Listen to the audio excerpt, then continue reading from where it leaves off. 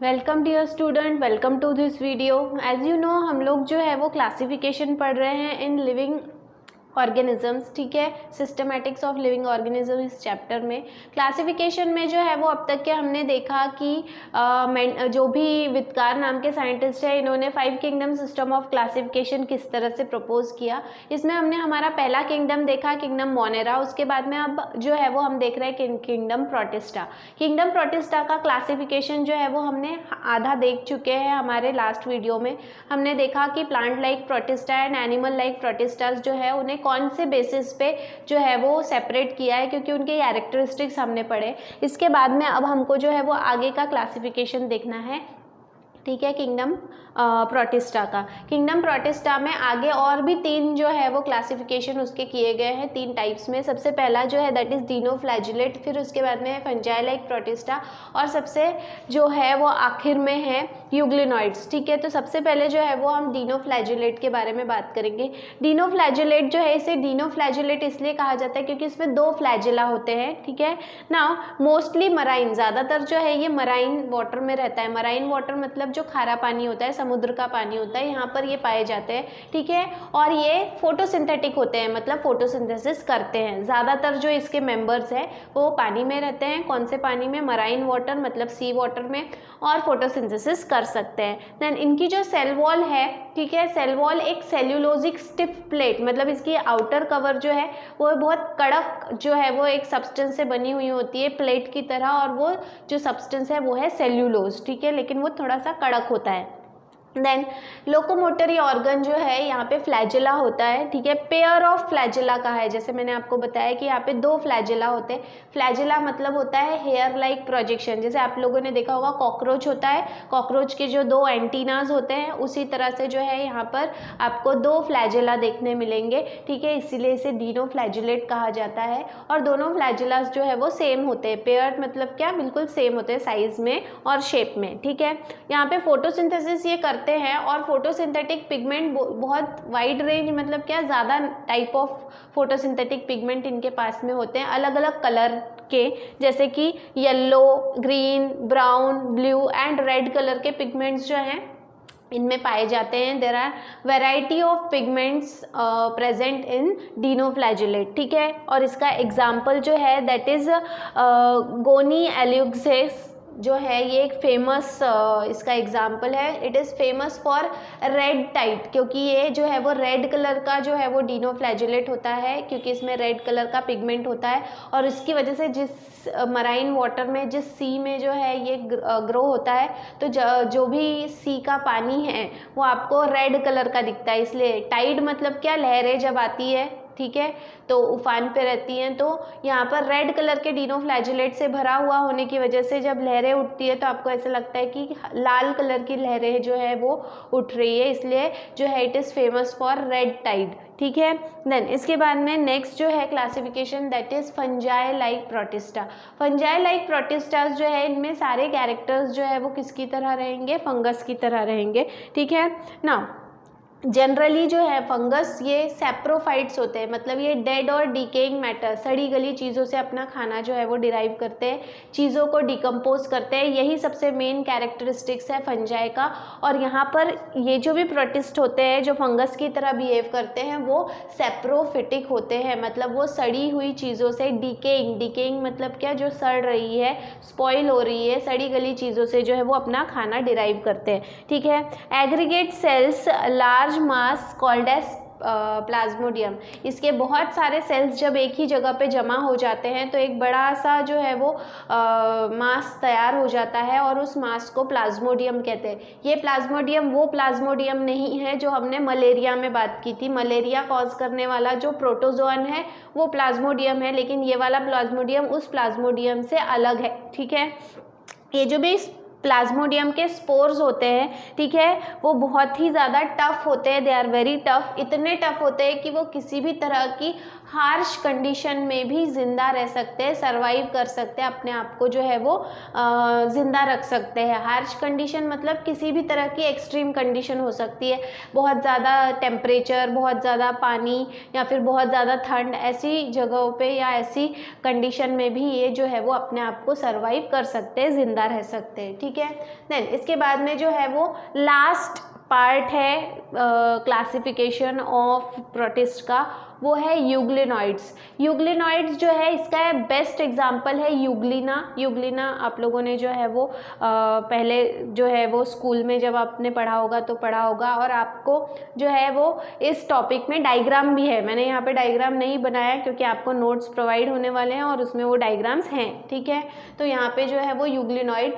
अब यूग्लिनॉइड जो है इनमें सेल वॉल नहीं होती, सेल वॉल इज एब्सेंट। ठीक है, but shows tough covering of proteinaceous pellet. ठीक है, नो सॉरी पेडिसिल, यहाँ पर सेल वॉल तो नहीं होती लेकिन आउटर कवर जो है वो एक प्रोटीन से बना हुआ एक कवर होता है, टफ होता है ये कवर। ठीक है, which is made up of protein.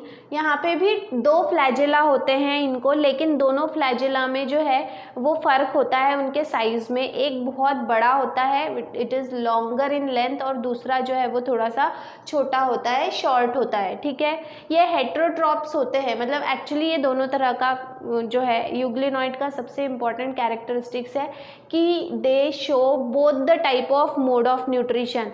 जब लाइट नहीं होता, जब सनलाइट नहीं होता तो वो हेट्रोट्रॉप की तरह काम करते हैं, मतलब वो दूसरों से खाना डिराइव करने लगते हैं, और जैसे ही सनलाइट आ जाता है उन पर पड़ता है तो स्टार्ट फोटोसिंथेसिस, मतलब वो ऑटोट्रॉप की तरह बिहेव करने लगते हैं। ठीक है, मतलब यूग्लिनॉइड जो है वो दोनों तरह बिहेव कर सकते हैं, हेट्रोट्रॉप की तरह भी और ऑटोट्रॉप की तरह भी, डिपेंडिंग ऑन द प्रेजेंस और एब्सेंस ऑफ लाइट। अगर लाइट प्रेजेंट है तो ऑटोट्रॉप मतलब फोटोसिंथेसिस करेंगे, और अगर नहीं है तो वो हेट्रोट्रॉप की तरह काम करेंगे। ठीक है, सो इन दिस वे जो है वो these are the characteristics of euglenoid, और एग्जांपल है इसका यूग्लिना। ठीक है ना, इसके बाद में नेक्स्ट किंगडम की तरफ हम मूव करते हैं, दैट इज किंगडम प्लांटी। ठीक है, अब तक के देखो हमने जो है वो सबसे नीचे वाला पोर्शन था जो जिसमें सारे के सारे प्रोकैरियोट्स थे, वो है किंगडम मोनेरा, वो देखा। उसके बाद में जो है वो यूनिसेल्युलर यूकैरियोटिक ऑर्गेनिज्म वाला ग्रुप जो है that is kingdom protista.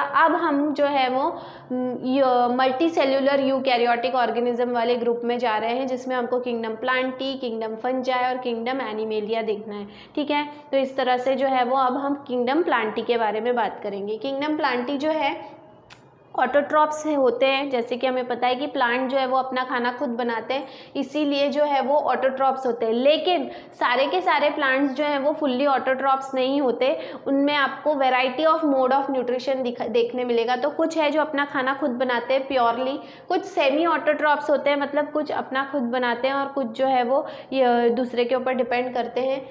Insectivorous मतलब जो कीड़े मकोड़े जो हैं वो कंज्यूम करते खाते हैं। इंसेक्टिवोरस प्लांट जो हैं वो ऐसा क्यों करते हैं, क्या कारण होता है कि वो कीड़ों को खा जाते हैं? सबसे बड़ी चीज़ है कि जो भी ये प्लांट्स हैं, कोई भी प्लांट हो, उन्हें जो है वो प्रोटीन की ज़रूरत होती है। ठीक है, अब ये जो भी प्रोटीन होता है ये नाइट्रोजन रिच कंपाउंड होता है। ठीक है, या फिर अमीनो एसिड से बना हुआ होता है।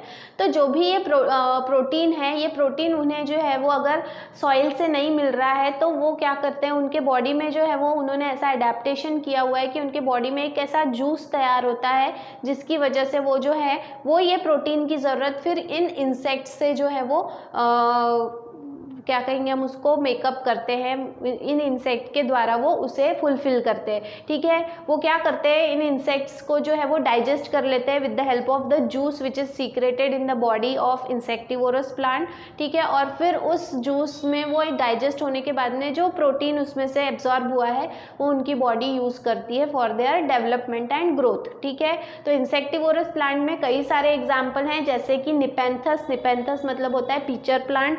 आप लोगों ने देखा होगा, ये पिचर प्लांट जो है वो एक्चुअली बहुत ज़्यादा बोल सकते हैं हम कि आसानी से पाया नहीं जाता, ये एंडेंजर्ड प्लांट है, ठीक है। इस तरह से उसमें एक मटके की तरह मतलब पिचर होता है, इसलिए उसे पिचर प्लांट कहते हैं, ठीक है, जो एक डगाल पे लगा हुआ होता है।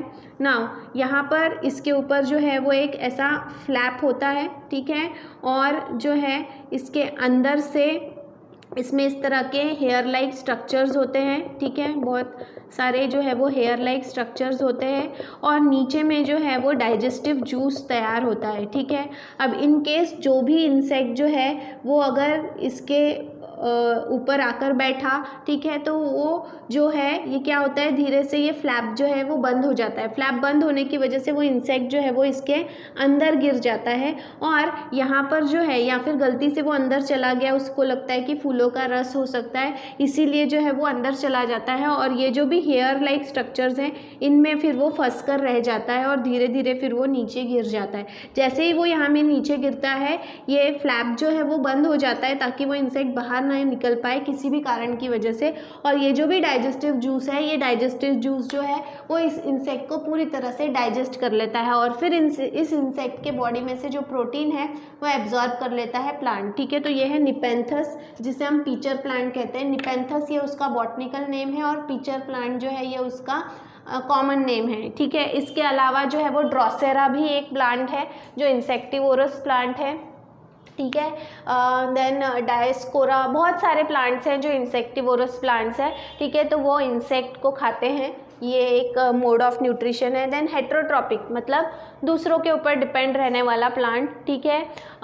इसके अलावा जो है वो पैरासिटिक प्लांट जो है ये पैरासाइट होते हैं। पैरासाइट मतलब परजीवी, एक प्लांट जो दूसरे प्लांट के ऊपर पूरी तरह से निर्भर होता है, जिसका एग्जाम्पल है कस्क्यूटा। देखो कैसा होता है कि फॉर एग्जाम्पल अगर ये एक प्लांट की ब्रांच है, ठीक है, ये प्लांट जो है वो अच्छे से ग्रो हो रहा है, लेकिन अब जो कस्क्यूटा है ये क्या करता है, ये जो है वो इस प्लांट को पूरी तरह से जो है वो कवर कर लेता है, इसके स्टेम को पूरी तरह से कवर कर लेता है। पता नहीं आप लोगों को पता है या नहीं, लेकिन अगर आप खेत में कभी जाओगे तो कुछ खेतों में आपको दिखेगा कि एक कुछ ऐसा चीज़ होती है जो सारे प्लांट्स को कवर कर लेती है।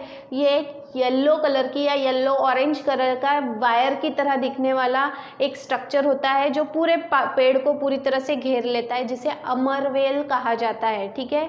कस्क्यूटा जो है इसका हिंदी नेम है अमरवेल।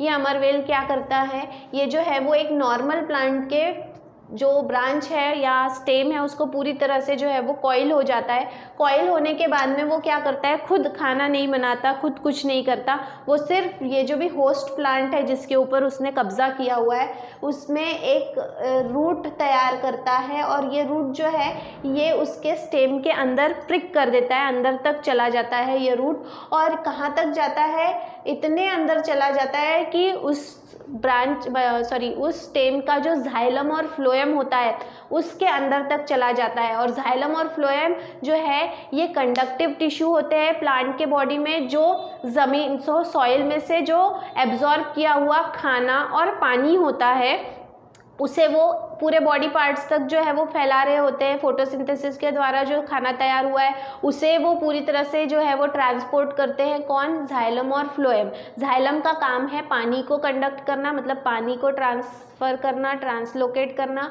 और फ्लोएम का काम है फूड को और मिनरल्स को ट्रांसलोकेट करना। अब अगर ये रूट जो है वो जाइलम और फ्लोएम तक पहुंच गई तो जो खाना पानी सीधा जाना चाहिए पूरे प्लांट के बॉडी तक, उसको बीच में से कौन एब्जॉर्ब करने लगेगा, बीच में से कौन चोरी करने लगेगा, ये cuscuta with the help of root. और ये रूट जो है इसे सकिंग रूट कहा जाता है,